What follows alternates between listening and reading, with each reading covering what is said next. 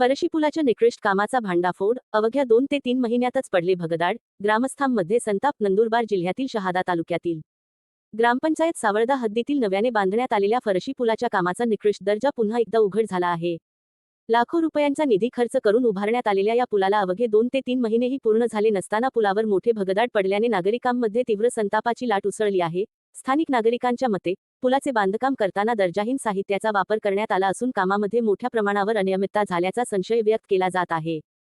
काम पूर्ण होताच पुलाची अवस्था दयनीय झाल्याने संबंधित अभियंता, ठेकेदार आणि कामावर देखरेख करणाऱ्या यंत्रणेच्या कार्यक्षमतेवर प्रश्नचिन्ह निर्माण झाले आहे. ग्रामस्थांनी या प्रकरणाची वरिष्ठ अधिकाऱ्यांमार्फत सखोल चौकशी करण्याची जोरदार मागणी केली आहे. तसेच दोषी आढळणाऱ्या अभियंता व ठेकेदारांवर कठोर कायदेशीर कारवाई करून झालेल्या आर्थिक नुकसानीची वसुली करण्यात यावी, अशी मागणीही नागरिकांकडून करण्यात येत आहे.